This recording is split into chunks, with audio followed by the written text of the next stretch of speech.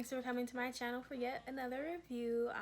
So tonight I'm going to be doing a review on Secret Obsession.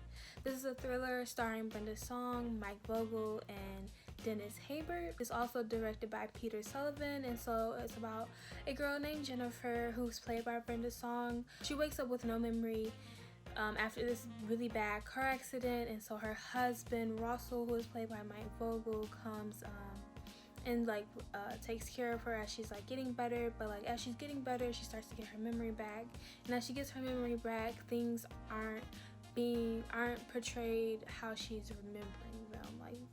What people are saying doesn't really correlate to what's coming back to her in her memory. And so this movie really reminds me of movies like No Good Deed, or really obsessed with that whole secret admirer, secret stalker vibe, and people being so obsessed with someone or so in love with someone that they're willing to do a lot of crazy things that's justified in their mind to get them. One thing that I liked most about this movie was the set design. So it takes place in the mountains, and most of the movie and most of the set is in this wood cabin, the couple's wood cabin, which is very just beautifully designed. If you're into the very rustic home decor look, then you'll love it.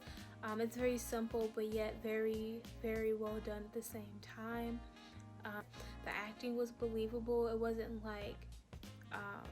cringeworthy, but it wasn't amazing Oscar worthy either. It was just okay, this fits the type of movie that it is, and the movie wasn't ruined by the acting. I wasn't being drawn out from the story because of the acting, which I could appreciate, which is helps me get through the movie more. It was also great because in the beginning of the movie there was some sound issues. I don't know if it's I was imagining this, but it seemed like the audio wasn't really synced with the video correctly. It was maybe a second off, but it was enough for me to notice that what they were saying wasn't really lining up with their mouths moving, which is a big no-no for me. It's very easy because I edit. I know it's very easy to do, and it's a very hard correction to make sometimes.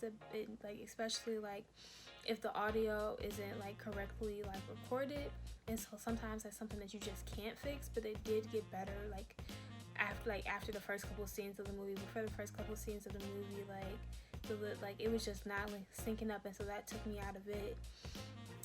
For any movie, the music is important, but especially for a thriller, because it really builds the suspense, and a lot of suspenseful music was corny. It was just too upbeat. It wasn't really enough. It didn't make me anxious. When I'm watching a movie and a scene is getting intense, I want to feel anxious. I want the music to match what's going on the screen, and it didn't. A lot of times I felt it was thriller music from a cartoon, but not thriller music from a scary movie. And so I felt they should have spent a lot more time on choosing the music soundtrack for the movie, because music plays a huge role in how the audience feels when they're watching certain scenes.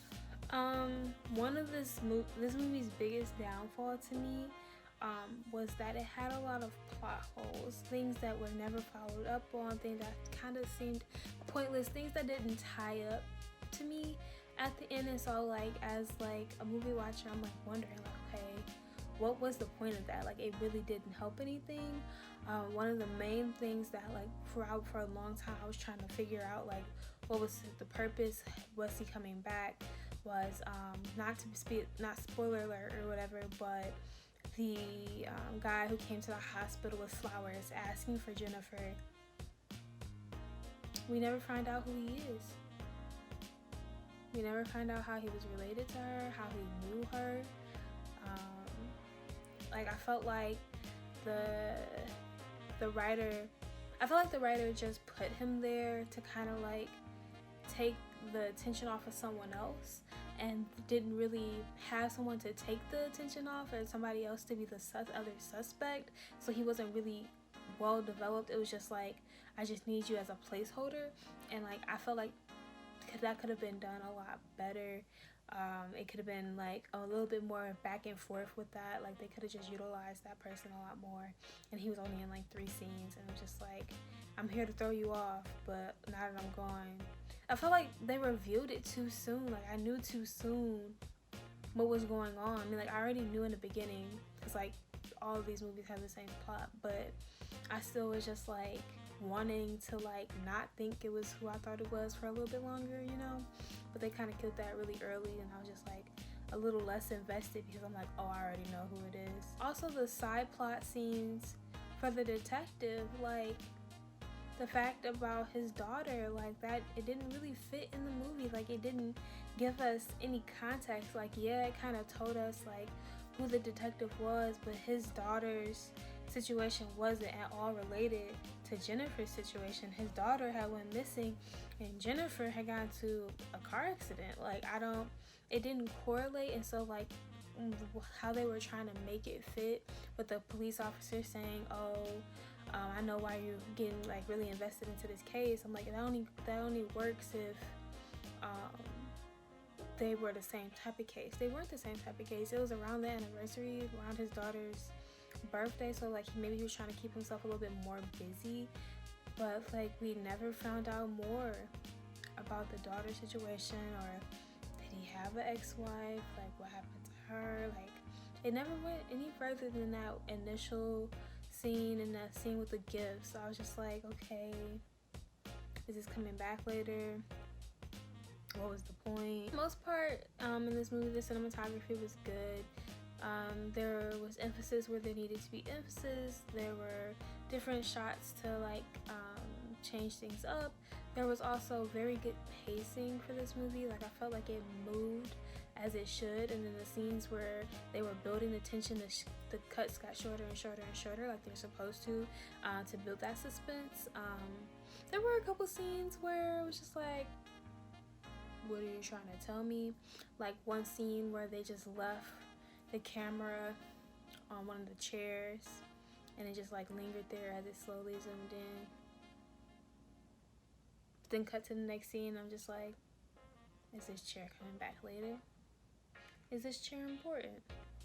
Or is it just the chair that the character just got out of? Because I'm confused as to why there was this long zoom in pause on the chair. It wasn't necessary. But besides that, I think that's the only one thing that I can think of that the cinematography just didn't do right to me. Other than that, it was good. It was, all in all, I think this was a pretty decent thriller movie. I love thriller movies, but this was like more so on the like I wouldn't say like thriller make you think, but like thriller make you like tied into it. So more so like more of the horror thriller than like on a mental thriller. I love mental thrillers, but this was a pretty decent thriller movie.